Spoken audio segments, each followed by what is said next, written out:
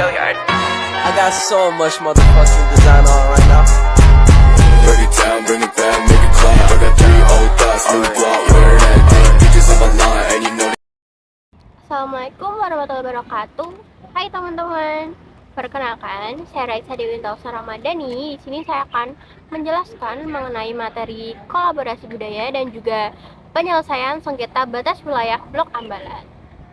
Yuk kita pelajari bersama-sama.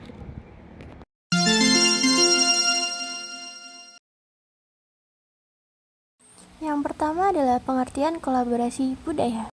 Seperti yang kalian ketahui, kolaborasi budaya adalah proses kerjasama antar individu atau kelompok yang memiliki budaya yang berbeda-beda dalam mencapai tujuan bersama. Selanjutnya, mengapa sih kita perlu mengadakan kolaborasi budaya? Yang pertama, untuk melestarikan dan mengelola keberagaman. Yang kedua, untuk memperkenalkan budaya. Dan untuk yang ketiga, saling menghargai perbedaan pengembangan kecerdasan budaya dan pengembangan kreativitas. Konsep dasar kolaborasi. Secara etimologi, kolaboratif berasal dari kata ko dan labor yang mengandung makna sebagai penyatuan tenaga atau peningkatan kemampuan yang dimanfaatkan untuk mencapai tujuan yang telah ditetapkan atau yang telah disepakati bersama. Selanjutnya, kata kolaborasi seringkali digunakan untuk menjelaskan proses penyelesaian pekerjaan yang bersifat lintas batas, lintas sektor, lintas hubungan, ataupun lintas organisasi, dan bahkan lintas negara sekalipun. Selanjutnya ada konsep dasar kolaborasi. Bahkan secara lebih spesifik, kolaborasi merupakan kerjasama yang intensif untuk menanggulangi permasalahan kedua pihak secara bersamaan. Walaupun demikian, pengertian tersebut bukanlah merupakan pengertian tunggal dari konsep kolaborasi. Identik dengan ilmu-ilmu sosial pada umumnya, kolaborasi sebagai salah satu konsep disiplin ilmu sosial memiliki pengertian yang kompleks tergantung dari sudut pandang para ahli itu memahaminya. Nah, oleh sebab itu teman-teman, masih ada sekian banyak pengertian lain yang berusaha untuk menjelaskan kolaborasi yang dikemukakan oleh berbagai ahli dengan berbagai sudut pandang yang beragam yang saling berbeda satu sama lain. Nah, teman-teman, kita sudah sampai di bagian tujuan kolaborasi antar budaya di Indonesia.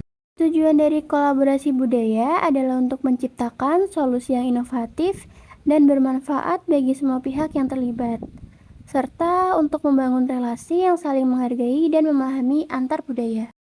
Kolaborasi budaya bisa terjadi di berbagai bidang, seperti bisnis, pendidikan, sosial, dan lainnya. Kolaborasi budaya dapat menciptakan produk-produk pariwisata yang unik dan menarik, sehingga dapat menarik minat wisatawan untuk berkunjung ke destinasi pariwisata tersebut. Bentuk kolaborasi antar budaya. Kolaborasi antar budaya ini bisa dilakukan di beberapa sektor seperti ekonomi, politik, sosial, dan lain sebagainya. Berikut bentuk kolaborasi yang bisa kamu ketahui. Yang pertama ada kolaborasi dalam kebudayaan. Kolaborasi budaya dapat terlihat dalam kebudayaan Indonesia yang merupakan hasil campuran dari berbagai budaya yang ada di Nusantara. Yang kedua, kolaborasi dalam ekonomi.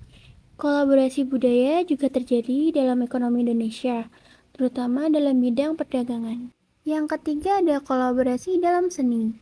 Kolaborasi budaya juga terlihat dalam seni Indonesia seperti lukisan, musik, dan tari. Demikianlah penjelasan mengenai pengertian dan tujuan kolaborasi antar budaya di Indonesia yang perlu kamu ketahui. Pesan dari saya, kita harus selalu menjaga dan melestarikan budaya yang kita miliki ya. Nah, kita sudah selesai membahas kolaborasi budaya. Sekarang kita pindah yuk ke bagian bab NKRI.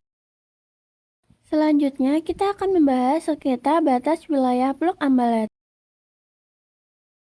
Sebelum itu, apa sih yang dimaksud dengan Blok Ambalat? Indonesia dan Malaysia adalah dua negara yang dalam sejarah pernah bersengketa satu sama lain. Salah satu persisian Indonesia dan Malaysia adalah sengketa batas wilayah Blok Ambalat. Blok Ambalat sendiri adalah wilayah laut seluas 5.230.000 km persegi yang berada di Laut Sulawesi atau Selat Makassar. Blok Ambalat diperkirakan memiliki kandungan minyak dan gas yang dapat dimanfaatkan hingga puluhan tahun ke depan. Oleh sebab itu, sengketa Blok Ambalat tidak hanya tentang soal kepemilikan wilayah, melainkan juga karena potensi sumber daya alam besar di perairan tersebut. Sejarah munculnya sengketa batas wilayah Blok Ambalat antara Indonesia dan Malaysia. Sengketa Blok Ambalat terjadi sejak tahun 1969. Tanggal 27 Oktober 1969, Indonesia dan Malaysia menandatangani perjanjian tapal batas landas kontinen. Pada 7 November 1969, Indonesia meratifikasi atau melakukan pengesahan suatu dokumen negara oleh parlemen, khususnya pengesahan undang-undang, perjanjian antar negara, dan persetujuan hukum internasional. Namun demikian, pada tahun 1979, secara sepihak Malaysia memasukkan Ambalat ke dalam wilayah negaranya. Akibat yang ditimbulkan, Malaysia memperoleh protes tidak hanya oleh Indonesia, tetapi juga oleh negara-negara lain seperti Inggris, Thailand, China, Filipina, Singapura, dan Vietnam. Pada tahun 1980, Indonesia secara tegas menyatakan keberatan terhadap pelanggaran itu.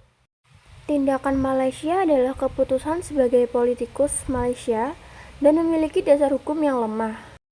Bagi Indonesia dan juga oleh negara-negara lain, garis batas yang ditentukan Malaysia keluar dari ketentuan zona ekonomi eksklusif sejauh 200 mil laut.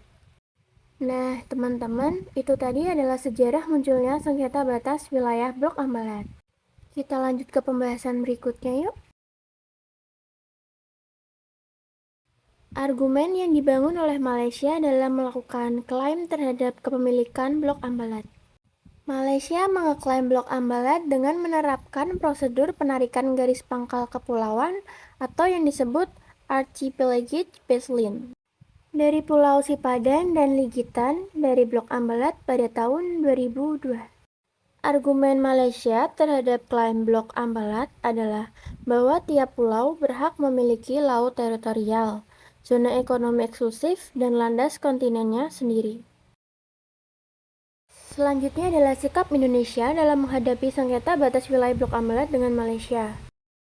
Indonesia terus berusaha untuk menyelesaikan sengketa Blok Ambalat dengan mediasi dan perundingan, serta berpegang pada Forum UNCLOS atau Konvensi Perserikatan Bangsa-Bangsa tentang Hukum Laut. UNCLOS 1982 yang menyebutkan bahwa landas kontinen dihitung sejauh 200 mil atau 321 km laut dari garis pangkalnya. Kita akan membahas argumen yang dibangun oleh Indonesia dalam melakukan klaim terhadap kepemilikan Blok Ambalat. Indonesia berargumen bahwa lempeng Pulau Sipadan dan Ligitan dalam Blok Ambalat masih termasuk lempeng Pulau Kalimantan yang menjadi bagian Indonesia. Argumen Indonesia juga berlandaskan UNCLOS 1982 karena Indonesia telah lebih dulu dikenal sebagai negara kepulauan melalui Deklarasi Juanda 1957 yang kemudian diperjuangkan masuk ke dalam forum UNCLOS. Setelah itu, Indonesia dan Malaysia memilih berdamai untuk mencegah konflik yang bisa memicu perperangan dua negara itu. Proses penyelesaian sengketa batas wilayah Blok Ambalat antara Indonesia dan Malaysia. Indonesia dan Malaysia melakukan deeskalasi yang diprakarsai oleh mantan Presiden Susilo Bambang Yudhoyono. Presiden Susilo Bambang Yudhoyono dan Abdullah Ahmad Badawi, Perdana Menteri Malaysia, berusaha keras mencegah konflik kedua negara. Ada 3 pertimbangan untuk mencegah konflik Indonesia dan Malaysia. Salah satu pertimbangannya adalah kedekatan kultur atau budaya Indonesia dengan Malaysia yang sudah terjalin ratusan tahun lamanya. Nah, teman-teman, kita sudah di bagian kesimpulan. Kesimpulannya, setelah cukup lama bersengketa hingga menjadi konflik terbuka setelah Blok Ambalat dimenangkan Malaysia tahun 2002, pada tahun 2009 Indonesia dan Malaysia bersepakat untuk mengakhiri perselisihan. Nah, teman-teman, tak terasa kita sudah sampai di bagian ujung materi ini. Terima kasih yang sudah mau mendengarkan, melihat, dan belajar bareng aku ya. Nah, teman-teman, itu tadi materi yang udah aku jelaskan. Semoga bermanfaat bagi kalian dan semoga mudah untuk dicerna. Maaf jika ada salah kata maupun kalimat. Saya, Raisa Dewinta Usna Ramadhani, izin mengundurkan diri. Bye-bye.